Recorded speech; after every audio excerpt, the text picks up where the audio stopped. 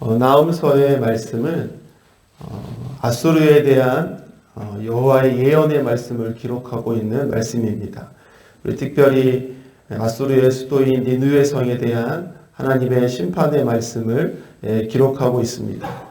여러분, 이 니느웨에 대한 말씀은 우리가 요나서에서도 기록이 되어주고 있어서 우리가 잘 알고 있죠. 근데 요나서에서는 바로 이 니느웨 성의 회개에 대한 모습을 보여주었지만, 그때로부터 약 100여 년의 시간이 지난 지금 나훔서의 시점에서의 하나님은 이 나훔서에 대한 형벌을 내리실 것을 말씀하고 계십니다. 나훔서는 대략 BC 660년에서 610년 그 사이에 기록된 책이라고 이렇게 말씀들을 하고 있습니다.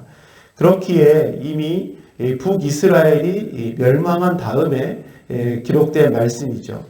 그리고 북이스라엘을 멸망시켰던 이 아수르는 여러분 너무나도 무자비한 나라였습니다. 사람들에게 죽음의 공포심을 되게 극도로 심어주었죠. 야만적인 이 사륙들을 자행했고 또 극심한 학대와 착취를 행했던 나라였습니다. 뿐만 아니라 이런 사람들이 반란을 일으키는 것을 막기 위해서 사람들을 살고 있는 지역을 강제로 이주시켜 가지고 또 다른 지역에서 다른 민족들과 결혼하면서 피가 섞여 살도록 그렇게 만들었습니다. 이처럼 정복국에 대한 이 무지막지한 일들을 이 아수르는 자행했습니다. 당시 이미 북이스라엘이 이 아수르에 의해 정복된 상황에서 이와 같은 아수르의 존재는 주변국들에 대한 직접적이고 또 간접적인 위협이 될 수밖에 없었겠죠. 그리고 이 위협은 당시 남유다의 백성들에게도 도저히 떨쳐버릴 수 없는 불안함과 위협이었을 것입니다. 근데 이러한 상황 속에서 이 나훔 선지자가 외친 말씀이 무엇입니까? 그 강력한 나라 아수르의 그 수도인 니느웨 성을 하나님께서 심판하실 것이라는 예언의 말씀이었습니다. 하나님을 믿지 않는 사람들에게는 이러한 나훔의 예언이 너무나도 좀 허무맹랑한 이야기처럼 들렸을지도 모르겠습니다. 그러나 하나님의 자녀들에게는 이 말씀이 결코 의미 없는 말씀으로 들리지 않았을 거예요. 반드시 이루실 하나님의 말씀으로 그들이 믿고 소망을 가졌을 것입니다. 사랑하는 여러분, 지금도 하나님을 향한 이러한 믿음이 동일하게 우리에게 있어야 하는 거죠.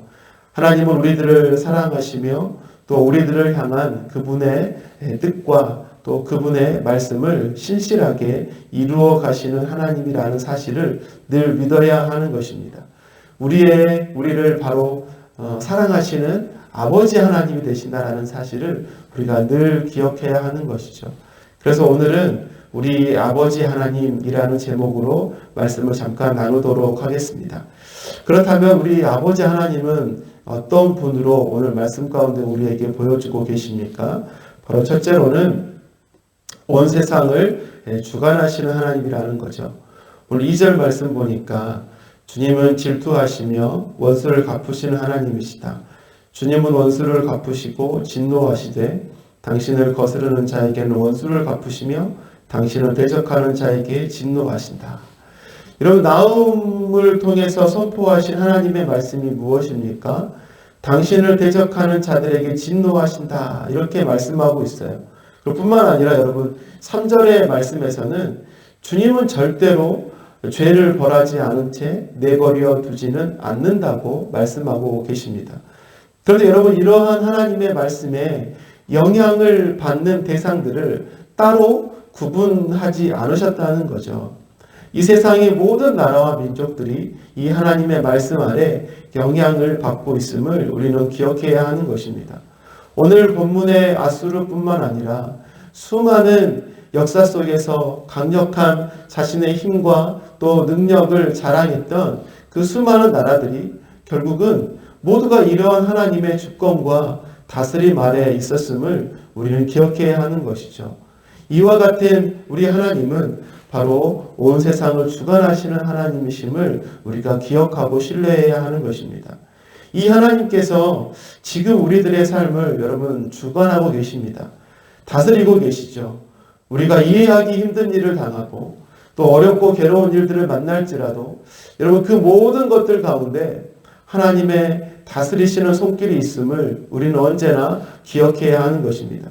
이러한 시간들을 통해서 또 우리가 당하는 시간들을 통해서 이루시고자 하시는 하나님의 분명한 뜻이 있음을 우리가 기억해야 하는 것이죠. 그렇기에 여러분 어떠한 상황 속에서도 하나님의 법을 따르고 하나님의 말씀을 행하고 또 죄를 멀리하는 삶을 우리들은 살아가야 하는 것입니다. 이처럼 하나님의 다스림을 신뢰하며 살아가는 우리들의 삶이 되기를 바라겠습니다. 또한 하나님은 어떤 분이신가? 바로 능력이 무한하신 아버지 하나님이라는 사실이죠. 4절과 5절 말씀 보면 이렇게 되어 있습니다. 주님께서는 바다를 꾸짖어 말리시고 모든 강을 말리신다. 바산과 갈멜의 숲이 시들며 레바논의 꽃이 이운다. 주님 앞에서 산들은 진동하고 언덕들은 녹아내린다. 그의 앞에서 땅은 뒤집히고 세상과 그 안에 있는 모든 것은 곤두박질한다. 나훔 선지자는 하나님의 말씀을 대언하고 있습니다. 그 말씀은 강력한 이 아수르의 심정부와도 같은 여러분 니느웨 성이 하나님의 형벌을 받을 것이라는 예언이었습니다. 그리고 이러한 형벌을 행하실 여호와 하나님이 얼마나 강력하고 능력이 무한하신 분이신지 나훔은 보여주고 있습니다.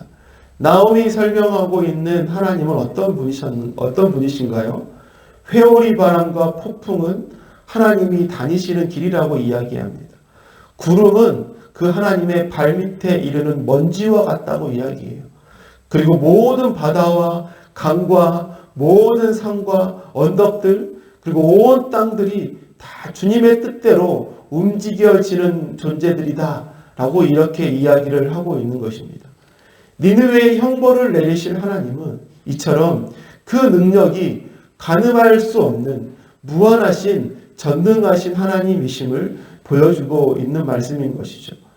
그렇기에 아무리 강력한 아수르라고 하여도 이 능력이 무한하신 하나님 앞에서는 무능한 존재요. 하나님의 심판을 피해갈 수 없는 존재라는 것을 말씀해 주고 있는 것입니다. 사랑하는 여러분, 우리의 아버지가 이처럼 능력이 무한하신 하나님이시라는 사실을 우리가 잊어버리면 안 될 것입니다. 이처럼 전능하신 하나님께서 우리의 삶을 다스리시기에 여러분 우리들에게는 무한한 가능성과 무한한 소망과 희망이 늘 우리에게 있는 것이죠. 우리가 드리는 기도들을 생각해 보십시오.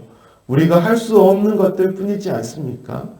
그런데 우리가 기도할 수 있는 이유가 무엇인가요?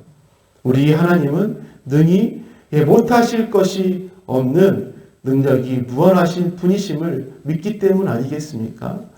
언제나 그 능력이 무한하신 여호와 하나님을 우리가 늘 신뢰하며 믿음으로 살아가는 우리들이 되어야 될 줄로 믿습니다. 마지막으로 우리 하나님 아버지는 어떤 분이십니까? 셋째로는 사랑하는 자녀들을 위로하시는 하나님이라는 것입니다. 오늘 1절의 말씀에 이것은 엘고스 사람 나홈이 니느웨가 형벌을 받을 것을 내다보고 쓴 묵시록이다. 이렇게 말씀하고 있어요. 여러분 수많은 나라가 아수르의 침략과 또 그들의 잔혹한 행위들로 인해서 두려움에 떨고 있습니다. 그리고 여러분 이 북이스라엘이 이미 아수르에게 짓밟혔지 않습니까? 아직 남아있는 남유다의 백성들은 그러한 아수르를 보면서 두려워할 수밖에 없는 상황이었습니다. 그런데 이러한 상황 속에서 포로된 자나 아직 남아있는 자들에게나 나홈의 예언은 그들에게 큰 위로가 되었을 것입니다. 자신을 위협하는 아수르를 하나님께서 심판하실 것이라는 이 말씀은 두려움에 떨고 있는 백성들에게는 큰 위로가 되지 않을 수 없었을 거예요.